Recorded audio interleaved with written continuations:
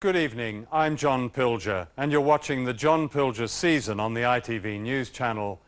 The second film in this ITV season of my documentaries is called Inside Burma, Land of Fear.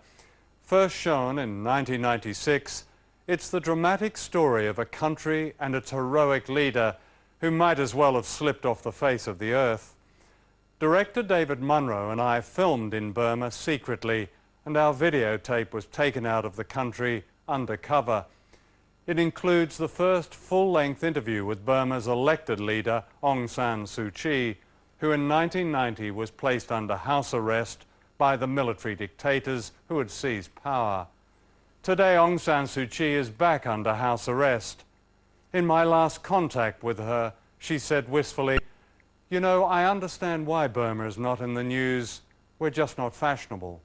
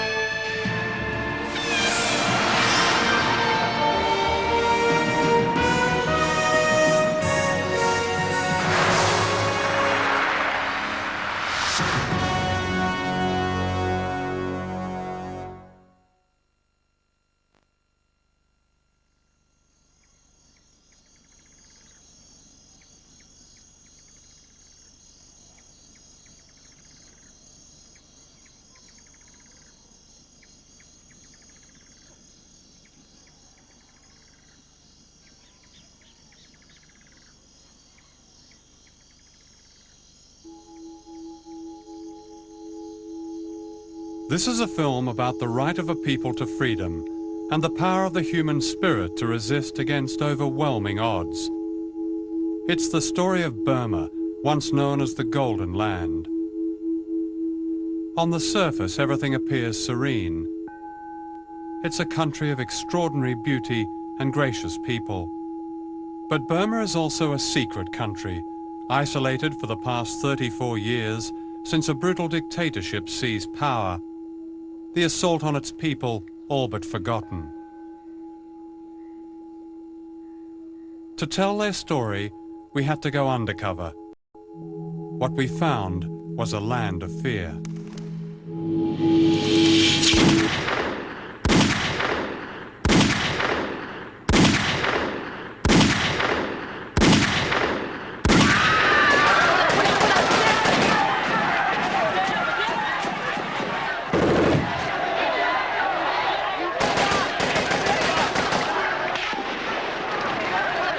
People who were carrying the posters and flags, they were shot and then they all died immediately on the spot.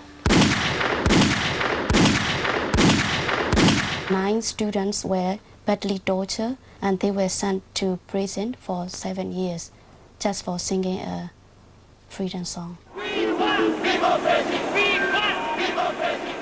Those who have already been in prison, they know what it is like to be in a Burmese prison, and they know that any day they're liable to be put back there, and yet they do not give up.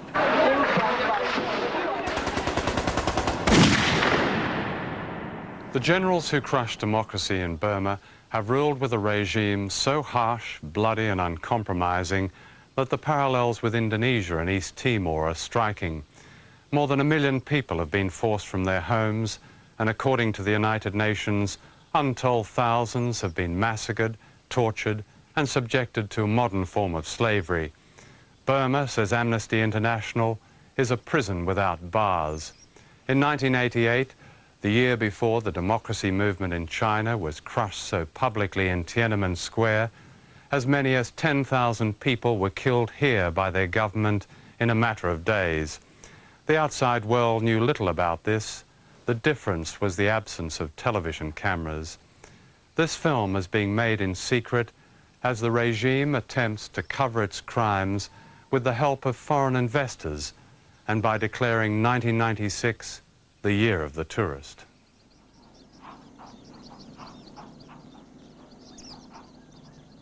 The history of modern Burma reaches back through the Second World War and 100 years of British imperial rule. With a population of 45 million, it has a natural wealth perhaps unequalled in Asia: oil and gas and vast teak forests. Renamed Myanmar by its military rulers, Burma has been turned into one of the world's poorest countries. And as we discovered, and will reveal later in this film, it's also a country where slave labour and child labour are common.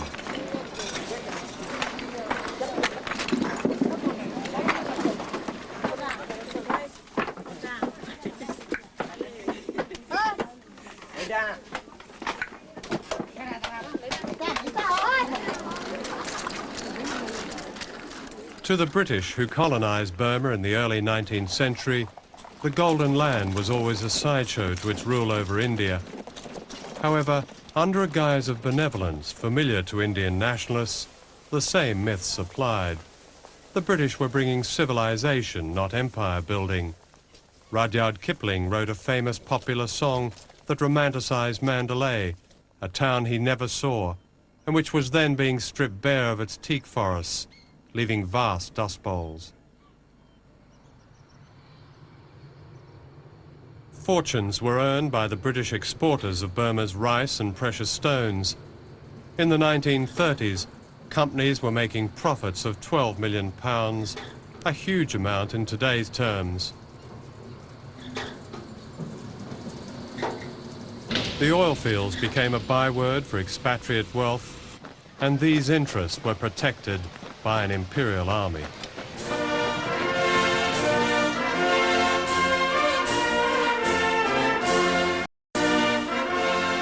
Present military mentality is conditioned by the colonial period. It's like a colonial army occupying the country. They behave like a corporate body, serving its own interests. So they don't recognize the people's representative or the will of the people, because they themselves, they regard it as separated from and superior to the populace. That tradition derived from the colonial period.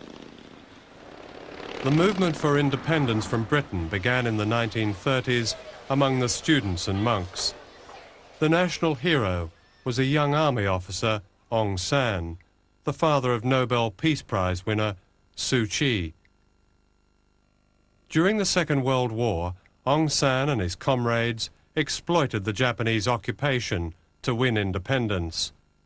But in 1948, as independence was about to be granted, Aung San was assassinated. His name is revered in Burma today.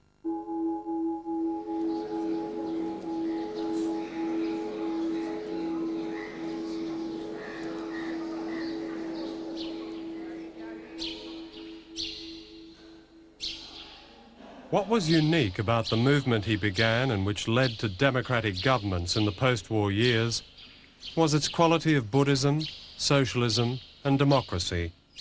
The ideas of Marx, Nehru and Voltaire were adapted. Marx was virtually transformed into a disciple of Buddha. This flowering of democratic socialism coincided with a period of turmoil as Burma's ethnic peoples demanded autonomy. But in 1962, the army stepped in and seized power. Its leader was a Stalin-like figure called Ne Win. He ruled the country like Stalin ruled Russia through KGB. So he set up his intelligence apparatus, which he used as his eyes and ears. So he sees through the country. He sees the country through this apparatus. So this apparatus become a government within the government. I think he's a control maniac.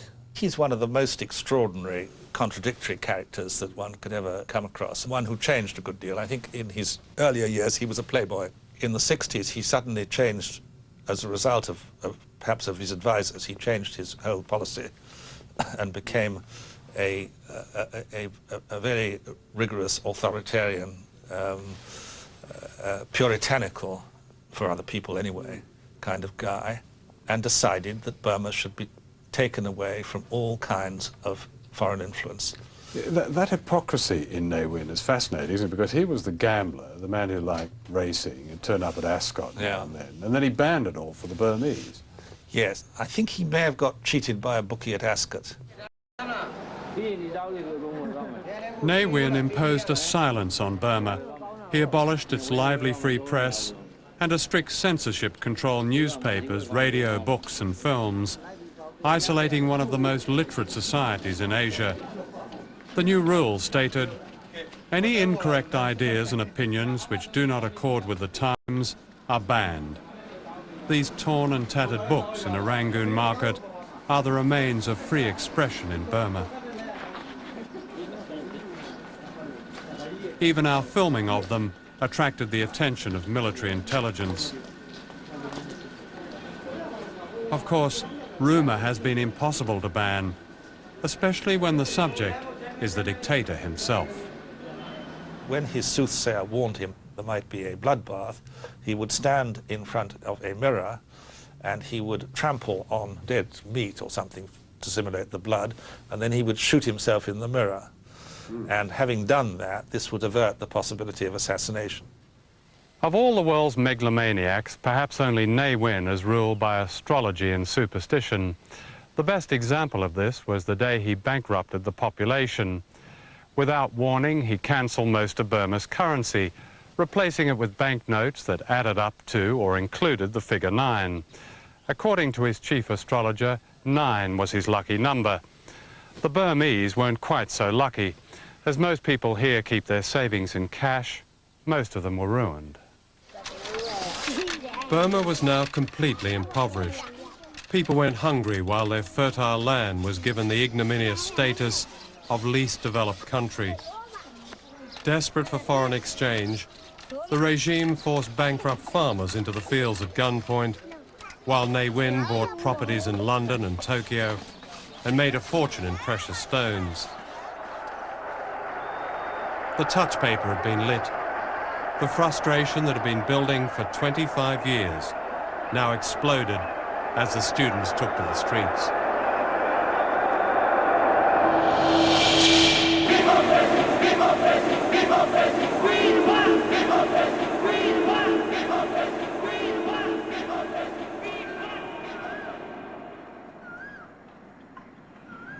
It's just after dawn beside Inya Lake in the centre of Rangoon. We're filming this with great care because even at this hour, it's almost certain we're being watched, which is a normal state of affairs for many Burmese. This causeway is known as the White Bridge. On March the 16th, 1988, hundreds of school children and students marched along it, singing the national anthem. Then as they looked behind them, they saw the steel helmets of the army and they were trapped. According to eyewitnesses, the soldiers beat many of them to death, singling out the girls. Those who escaped were pursued here into the lake, where they were caught and drowned one by one. Of the survivors, 42 were locked in a waiting van and left in the noonday heat, where all of them suffocated to death. In the meantime, fire engines were brought here to wash away the blood.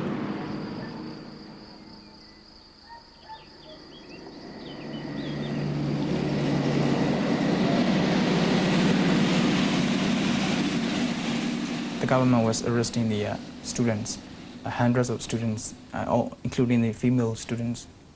So on the way to prison, we were shouting that we were students, we are not criminals. They began to torture and beat the students. Some of them they took about around 1 or 2 a.m. They came and take one by one. And they never come back.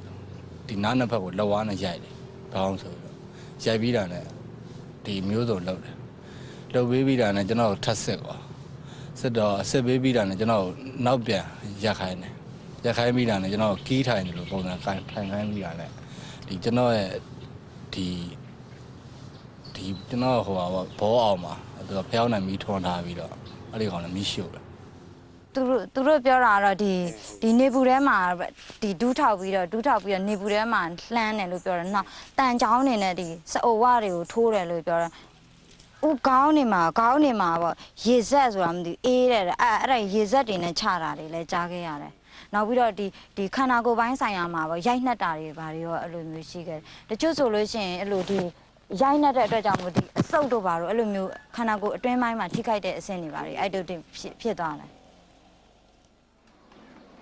Despite this oppression, the people had set up what they called a parliament of the streets.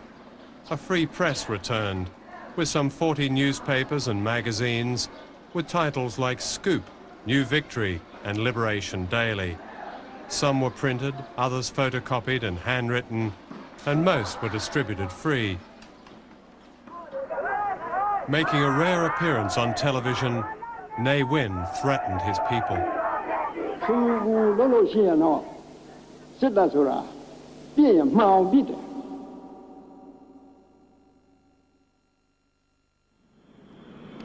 It's now 8 minutes past 8 in the morning. The people of Burma chose this time, on the 8th day of the 8th month in 1988, to begin one of the most remarkable popular uprisings in modern times. The dock workers were the first to go on strike. Then in the days and weeks that followed, it seemed that almost everyone in Burma was showing a defiance and courage at least equal to those who stormed the Berlin Wall.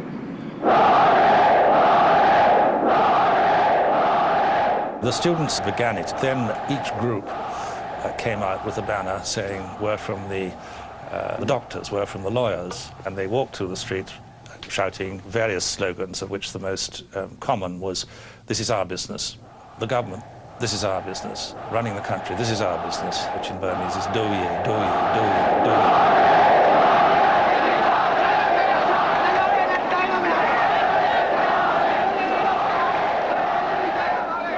As tension rose between the people and the regime, Ne Win faced a new opponent, whose presence in Burma he had not reckoned on. Aung San Suu Kyi, daughter of the national hero Aung San, returned from her home in England. The leaders of the democracy movement persuaded her to join the struggle, and at her first appearance in Rangoon, more than 500,000 people heard her call for the restoration of democracy. The people now had a leader. Suu Kyi had never been a politician, but now, as a founder of the National League for Democracy, she called for elections. She spoke at rallies throughout the country. In one incident, she came close to assassination when troops refused to let her pass and threatened to shoot her. Whatever problems arise are generally created because a truckload of armed soldiers come along and start waving their guns around. If the Secretary of Local Law can order his men to shoot down people without any real cause, it means that there's something very wrong with the system.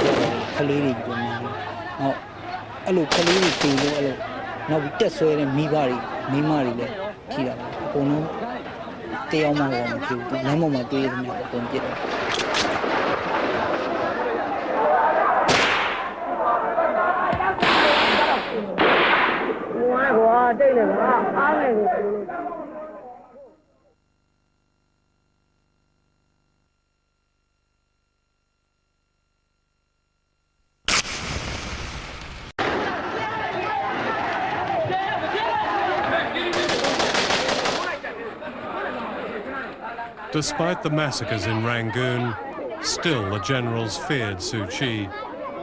In July 1989, she was placed under house arrest in her father's home. 3,000 of her party workers were also arrested. With the opposition weakened, so they thought, The generals called elections for the following year, but they'd failed to understand the depth of the country's frustration. Even sections of the army and police who had not been involved in the killings supported Suu Kyi. The National League for Democracy won an overwhelming victory, gaining 82% of the parliamentary seats. The generals were stunned and refused to hand over power, but the people's desire for freedom could not be smothered. The atrocities of 1988 remained a rallying cry. Troops have been shooting people all day, but twice today troops came to the hospital demanding that they be given the bodies of the dead and also the wounded. And the nurses and the doctors refused, saying that the patients needed more treatment. The troops opened fire, killing at least 4 doctors and 8 nurses. This is amateur videotape of Rangoon Hospital. Having banned foreign television, the regime ordered anyone with a camera to be shot on sight. In defiance of this, there was some courageous reporting. On one, voices of 2 Burmese cameramen are heard as soldiers prepare to fire at them. "What shall we do?" asks one of them, to which his friend replies, "Keep on filming until they shoot us."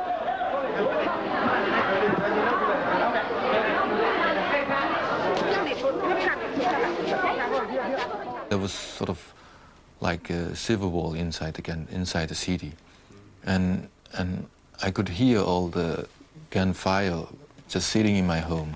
The military troops all over Rangoon, they've been shooting all the demonstrators.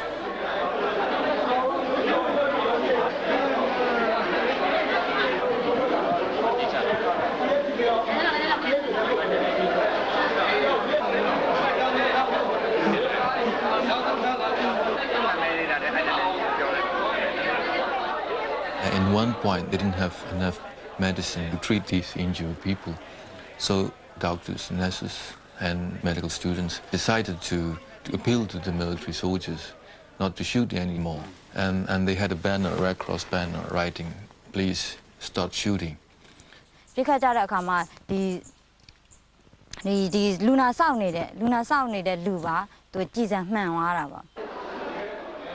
And these soldiers even shot inside the Rangoon General Hospital. And there were many people killed at the time. The generals so feared the power of the demonstrators that they moved to dispose of them, dead or alive, in Rangoon Cemetery.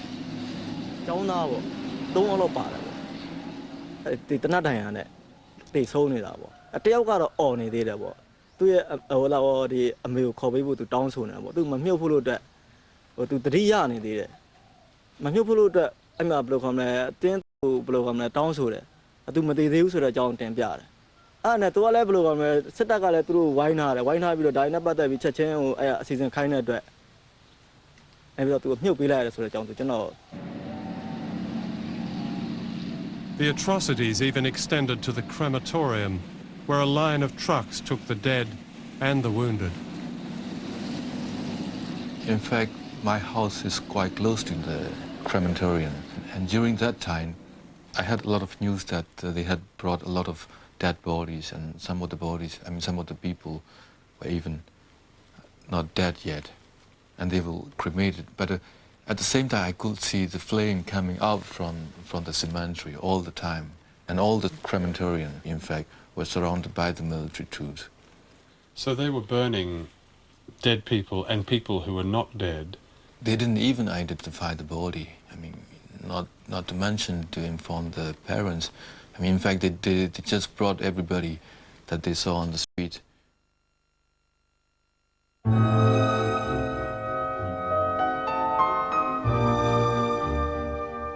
Suu Kyi remained a prisoner for 6 years. Alone in this house on University Avenue, she was awarded the Nobel Peace Prize. Her whispered name became a byword, and people would pass her house just to be reassured by the sound of her playing her piano. Last year, she was finally released, though today she is still denied freedom of movement. As this film goes to air, her husband, Michael Arris, and their 2 sons in England have again been refused permission to visit her.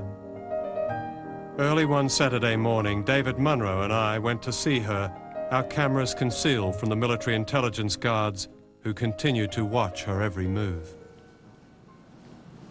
What were the most difficult times to you personally during your house arrest? I mean, there were times when I was worried for my colleagues, and there were times when I worried for our people out there when they seemed to be undergoing a lot of repression. And I worried about my sons very much because the young one was only 12. And he had to be put into boarding school. So, of course, naturally, I worried about these things. Yes. But then I would always remind myself that the families of my colleagues were far worse off because those of my colleagues who were put in prison in Burma, their families were also insecure. Were you able to stay in touch with Michael during that time? Not throughout that time. There were times when we were out of touch. For how long was there? I think the longest period was for about 2 years and 4 months or 5 months, something like that. No letters or anything during that time? No letters from children got through? No. I would try to imagine being you and surrounded by a hostile force, cut off from your family, your colleagues and comrades and friends. Weren't there times when you were actually terrified? No, because I didn't feel hostile towards them. This is what people don't seem to understand. They say, well, you must have been terrified, but why? I didn't feel hostile towards the guards or the soldiers surrounding me. And I think fear comes out of hostility. You and your people are at present up against quite uncompromising and brute power.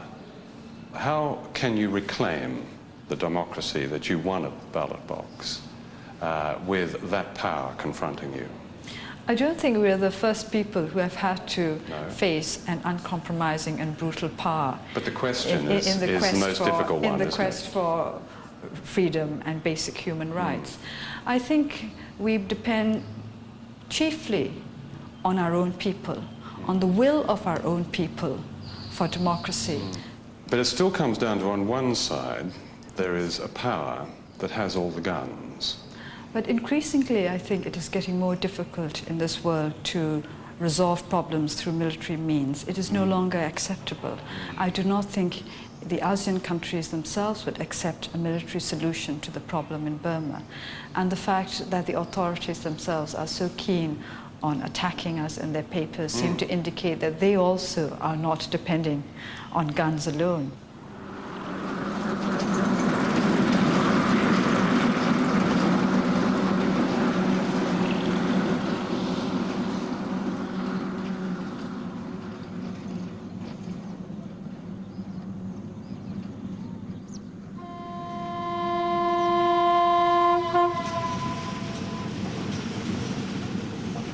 This is the death railway of World War II, carved through the Burmese jungle by the Japanese at the cost of 16,000 Allied lives. One life, it is said, for every sleeper.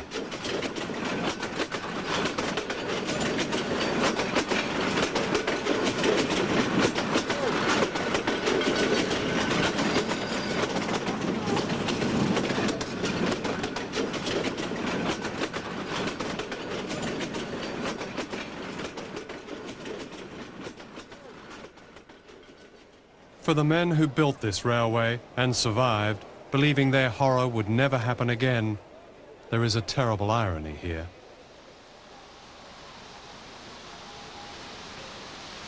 During last year's 50th anniversary celebrations of victory over the Japanese, I remember the Burmese being mentioned just once in the television coverage.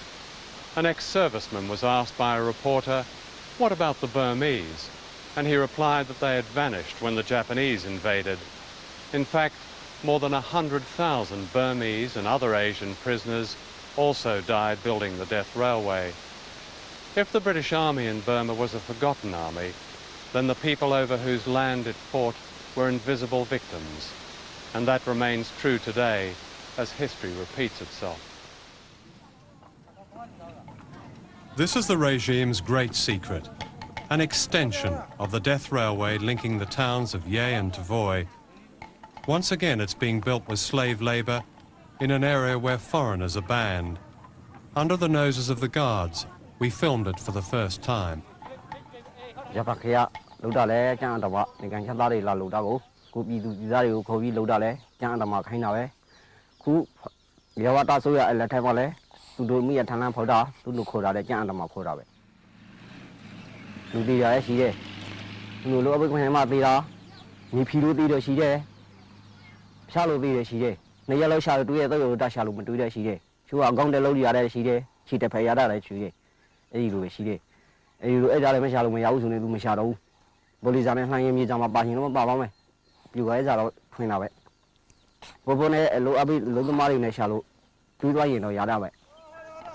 It has been estimated that more than 200,000 people have been forced to build this railway, of whom up to 300 have been killed or have died from disease and exhaustion. The democracy movement have tried to video evidence of this, sometimes with tragic results.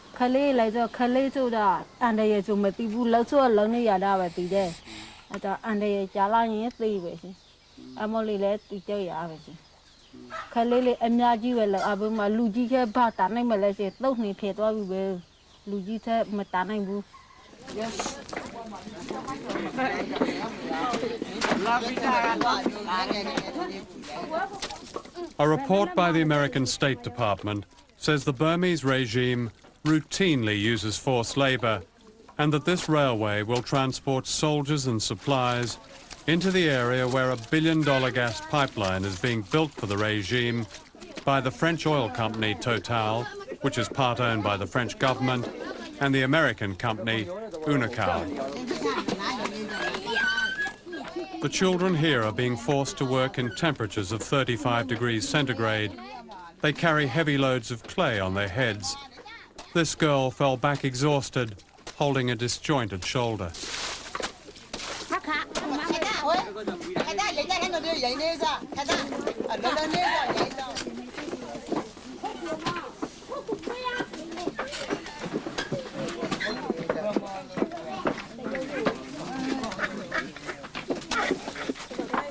This boy is 10 years old. He has this job because he is small enough to fit in the hole directly beneath the grinder. But as we discovered, it's highly dangerous work.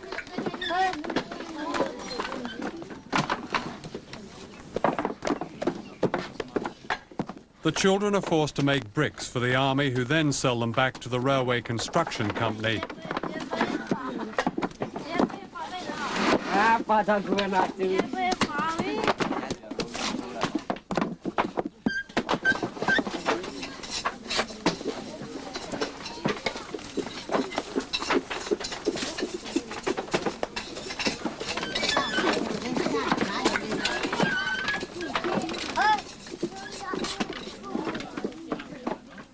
This load of clay, as heavy as wet cement, almost buried the boy.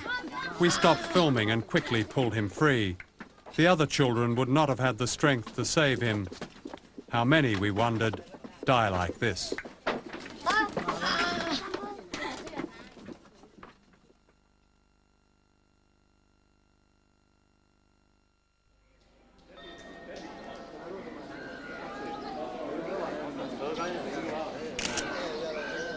More than half the national budget of Burma goes on the army, guns, and the means of repression, much of it paid for with foreign exchange. To the generals in Rangoon, tourism provides this money, along with a dubious respectability, as foreigners are carefully guided to the country's magnificent, silent monuments.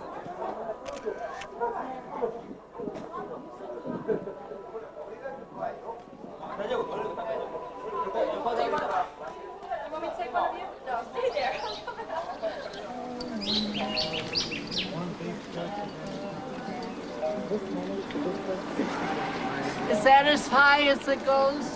6 weeks. I know this isn't Fairfax's, but I have longer legs than you do. Usmo. Okay. Thank you. Oh, it's fabulous. It is. Denise, tu descends? Haute technique.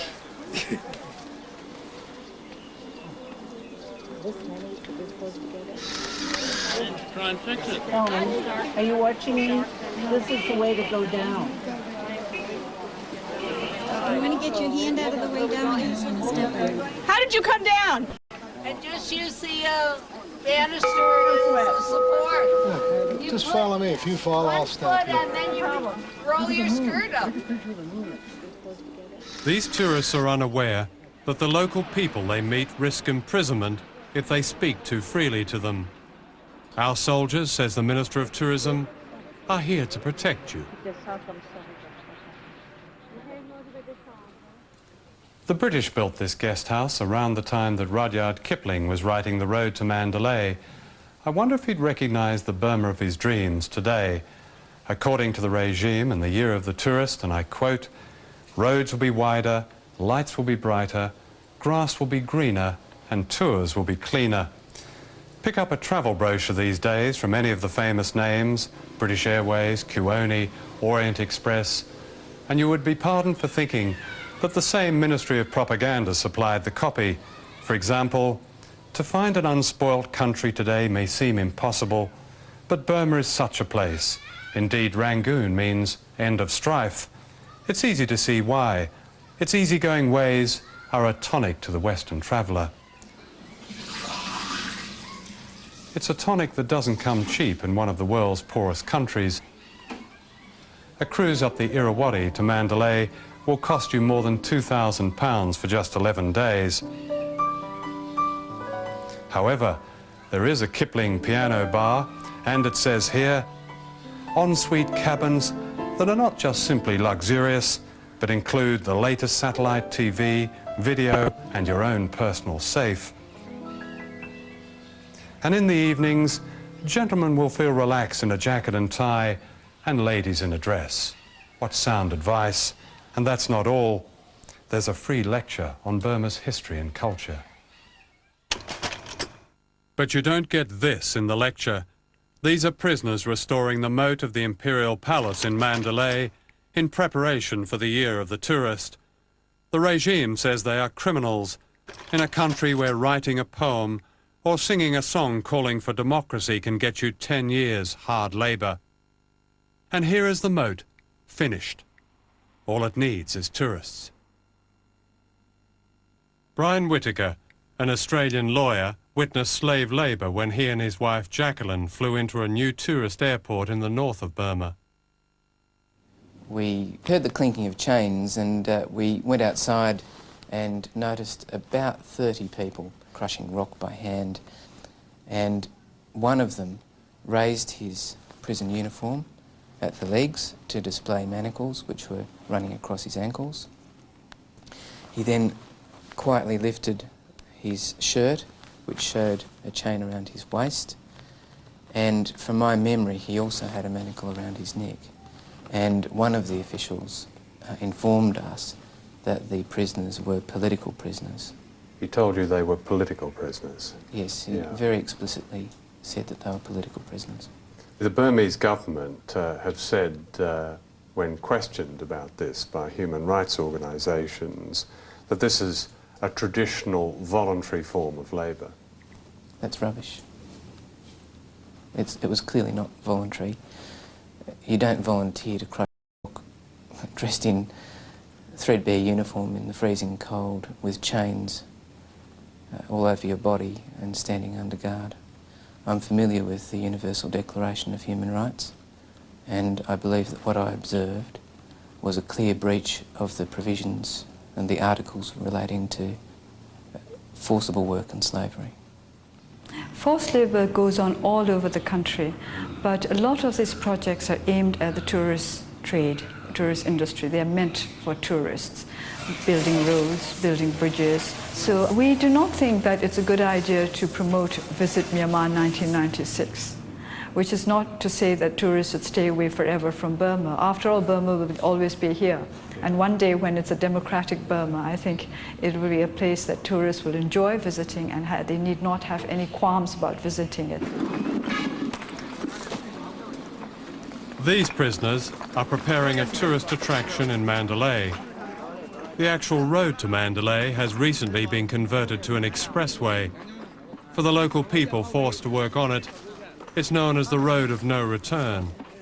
According to Amnesty, 2 workers who tried to escape were executed by soldiers on the spot. One was hacked to death.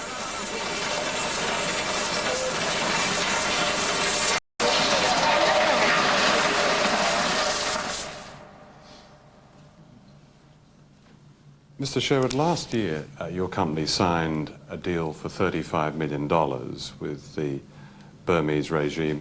What does that involve? Well, it's basically an investment in ships and shore facilities for the development of river tourism in Burma. Did you consider all the implications of Burma's rather appalling record as far as human rights are concerned before you went in with this project? Well, I did, and I've tried to investigate these allegations about human rights infringements. It's very hard to pin them down. People make these accusations or allegations.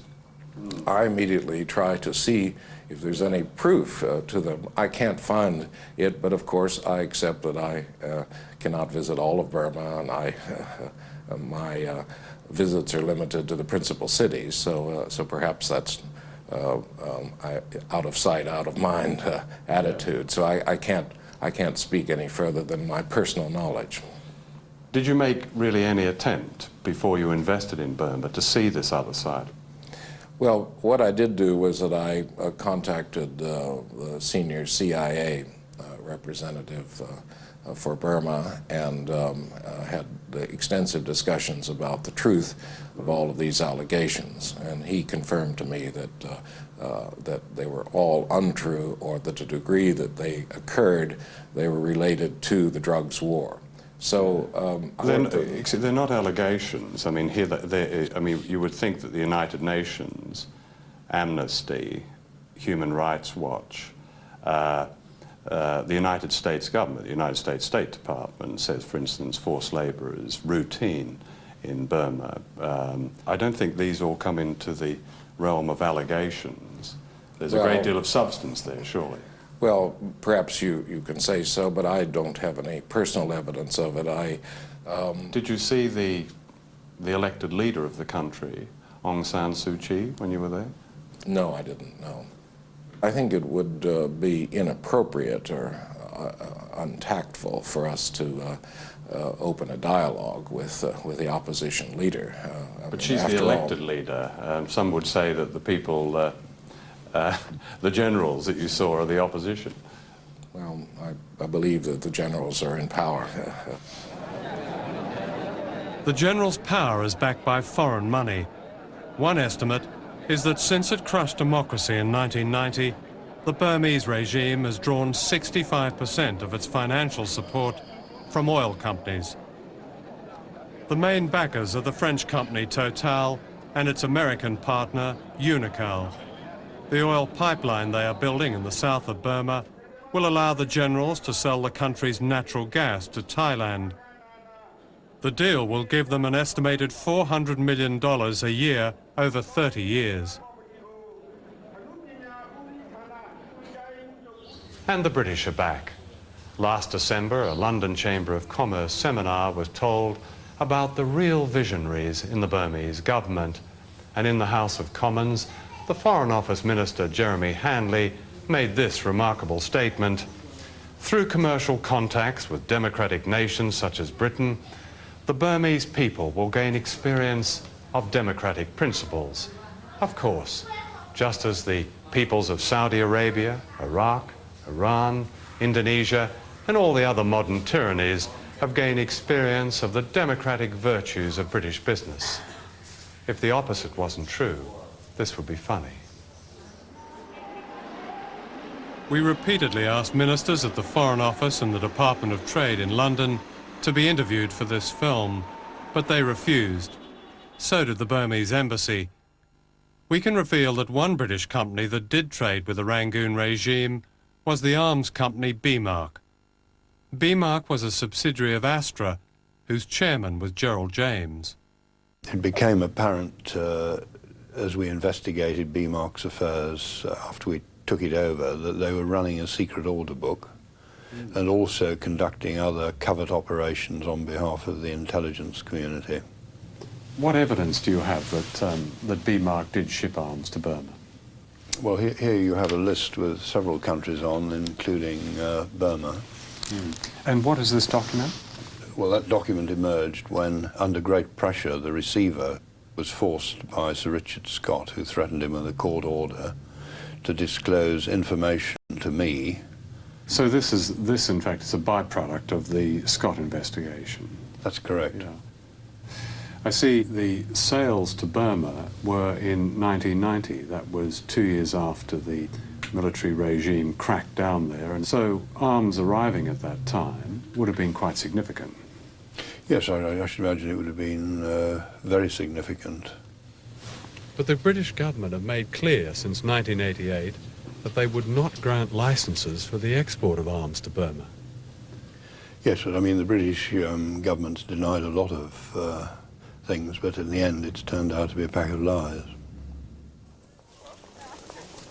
Like Britain and America, Australia has pursued a double-faced policy. While the government condemned human rights abuses, the former Prime Minister Bob Hawke led a trade mission to Rangoon. We had been uniformly impressed by the competence, knowledge and commitment of these ministers and their associates to the economic development of Myanmar as a basis for the national and political advancement of the people of their country. I think if you investigate the situation, you will find that the so-called open market economy that exists at this moment is only open to some and not to everybody. Yes. Well, the other day, another Australian politician, Mr. Fisher, said that Burma is heading towards democracy, therefore investment is absolutely justifiable. I mean, what do you say to people like an this? adjustment is not justifiable now, but I'm convinced that Burma is heading for democracy because of what the people want and because of what all those who want democracy are doing, and not because of the investors investing or for any other reason. Japan is another big investor. Playing its part is the Japanese national broadcasting company NHK, which is proud of its impartiality. NHK owns some of the only TV film of the killings in 1988. When we asked to purchase this, we got the following reply. Unfortunately, it is NHK's policy that the footage showing the Burmese army shooting citizens who demonstrated cannot be used by anybody in the world because it's too delicate and might threaten Myanmar's stability. Please erase the material in your library. I appreciate your understanding the situation.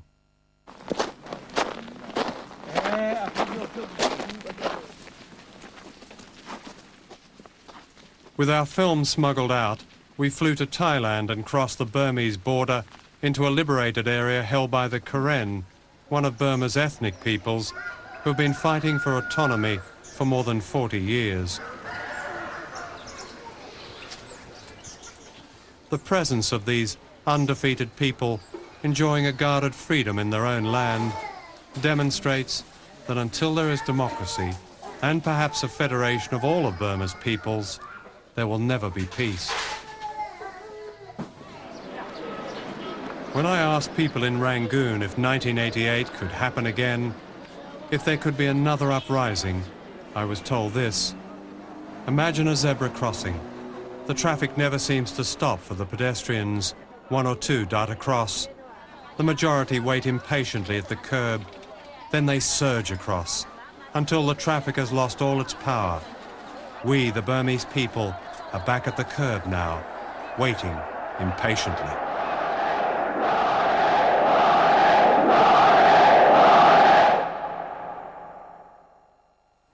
In many ways, Burma is typical of poor countries where foreign investment and tourism have become the triggers for so-called development and economic growth.